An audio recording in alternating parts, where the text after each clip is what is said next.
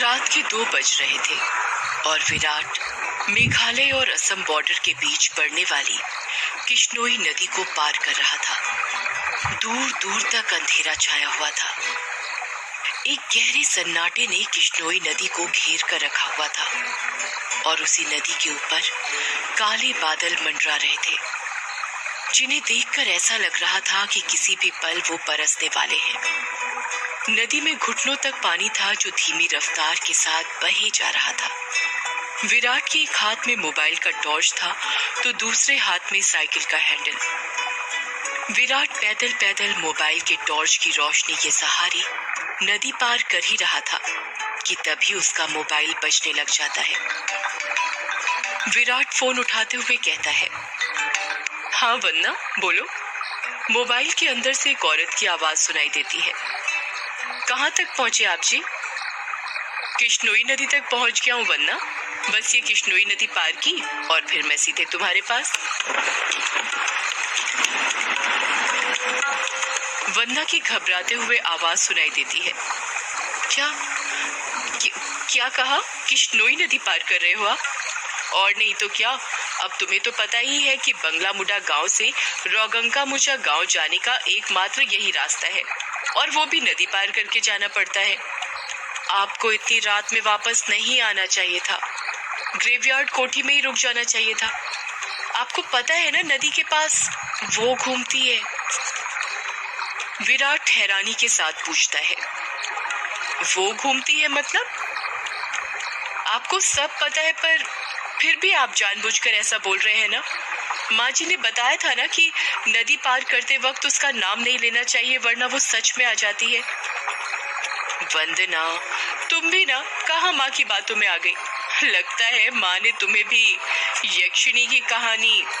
विराट अपनी बात पूरी करता उससे पहले ही वंदना घबराते हुए कहती है, चुप हो जाओ जी। हे काली माँ, मेरे पति की रक्षा करना और अनजाने में इनसे जो अनर्थ हुआ है उसके लिए माफ कर देना। अब ये कभी उसका नाम नहीं लेंगे। विराट हंसते हुए कहता है, क्या वंदना, तुम भी ना, ये यक्षिणी वक्षिणी कुछ नहीं होती, समझी तुम? ये सब बस मनगढ़ंत बातें हैं जो गांव वालों ने बनाई है और कुछ नहीं।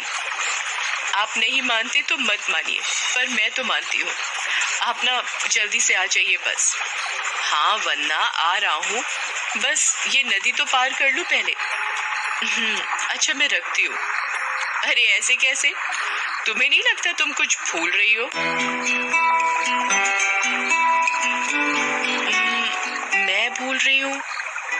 क्या भूल रही हूँ? यक्षिणी के बारे में याद रख सकती हो, लेकिन ये याद नहीं रख सकती कि आज हमारी शादी की सालगिरह है। गलती हो गई जी, माफ कीजिएगा। आपकी फिक्र में तो मैं भूल ही गई थी।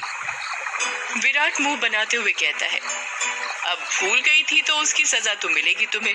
सजा के लिए तैयार रहना। वंदना प्यार से पूछती है, अच्छा तो क्या सजा देंगे आप? तुम्हारी सजा ये है कि तुम्हें आज रात भर जागना पड़ेगा। वंदना शर्मा जाती है और शर्माते हुए कहती है, आप भी ना कैसी कैसी बातें करते हैं आप। अरे अपनी पत्नी से ऐसी बातें नहीं करूंगा तो किससे करूंगा? ठीक है, आ जाइए, मैं इंतजार कर रही हूँ आपका, जल्दी आना। वंदना फोन कट कर देती है और विराट वापस से नदी पार करने लग जाता है।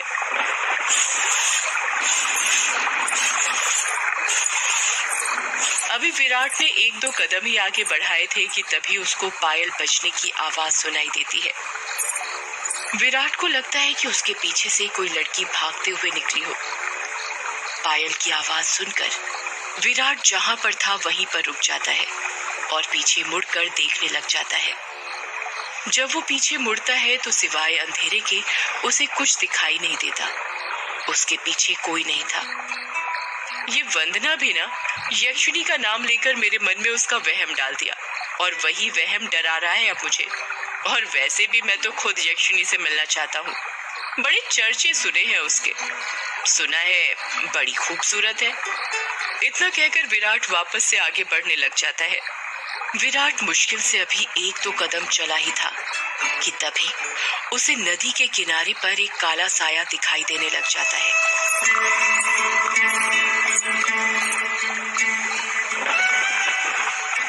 काले साए को देखकर विराट के कदम अपने आप थम जाते हैं।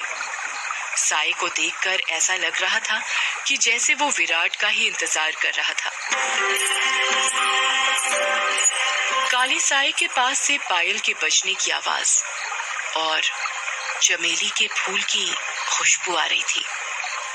विराट के हाथ पैर कपकपाने लग गए थे। विराट डरते हुए कहता है,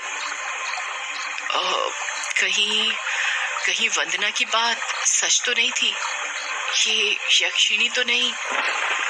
विराट उस साए को देखकर इतना डर गया था कि उसका पूरा चेहरा पसीने से लथपथ हो गया था। विराट के हाथ पैर ठंडे पड़ गए थे। उसका दिल जोरों से धड़कने लग गया था। उसकी समझ में नहीं आ रहा था कि वो क्या करे। विराट डरते हुए कहता है, कौन है वहां पर? कोई जवाब नहीं आता है। सन्नाटा अभी भी छाया हुआ था। विराट अपने मोबाइल का टॉर्च उस काले साए पर मारने लग जाता है।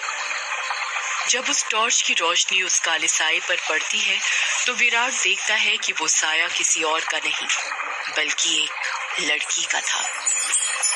नदी के किनारे पर एक बहुत ही खूबसूरत लड़की खड़ी थी, जिसकी उम्र करीब 24 साल और लंबाई 5 फीट 2 इंच थी। उसकी लंबी सी गर्दन, गुलाबी से होंठ, बाल खुले हुए जो उसकी कमर तक आते थे, उसका गोरा बदन और उसी गोरे बदन पर उसने काली साड़ी पहन रखी थी। वो लड़की किसी अप्सरा से कम नहीं लग रही थी।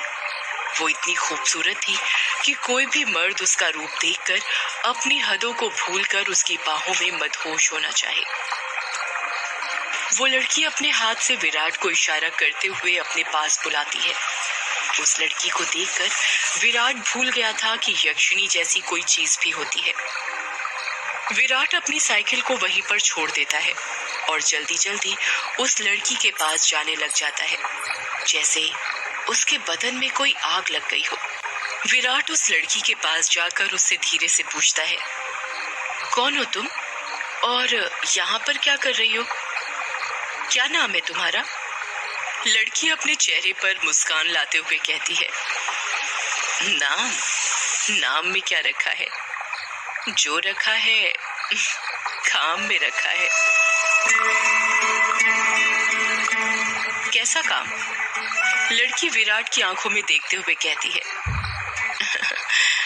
वही काम जो तुम घर पर जाकर अपनी पत्नी के साथ करने वाले थे। तुम उसे आज रात भर जगाना चाहते थे ना? क्या तुम मुझे नहीं जगाओगे? उस लड़की की आंखों में एक नशा सा था, जिसे देखकर विराट सब कुछ भूल गया था। ऐसा लग रहा था जैसे वो उसके वश में आ गया हो। विराट भी उस लड़की की आंखों में देखते हुए कहता है, हाँ क्यों नहीं, मैं तुम्हें आज रात क्या कल परसों नरसों हमेशा जगा कर रखूंगा, कभी नहीं सोने दूंगा तुम्हें। इतना कहते ही विराट उस लड़की को अपने सीने से सटा लेता है और अगले ही पल दोनों नदी की रेत पर निर्वस्त्र पड़े हुए थे। दोनों के जिस्मों की गर्मी से रेत उनके शरीर पर चिपक गई थी। उस लड़की के बदन में से चमेली के फूलों की खुशबू आ रही थी। लड़की नीचे थी और विराट उसके ऊपर। विराट के माथे की पसीने की बूंद ये साफ जाहिर कर रही थी कि वो थक चुका था और उसके बदन की सारी ताकत खत्म होने वाली थी। पर उस लड़की का चेहरा देखकर ऐसा लग रहा था जैसे अभी कुछ हुआ ही नहीं था। उसके अंदर की प्यास अभी नहीं बुझी थी। विराट अपने चरमोत्कर्ष अवस्था में पहुंचने वाला था और कुछ ही पलों में वो उस लड़की के बदन पर ध्वस्त होने वाला था। तभी उसकी नजर उस लड़की के वक्ष पर पड़ती है और वो देखता है कि उस लड़की के वक्ष पर धीरे धीरे झुर्रियां आने लगी थी।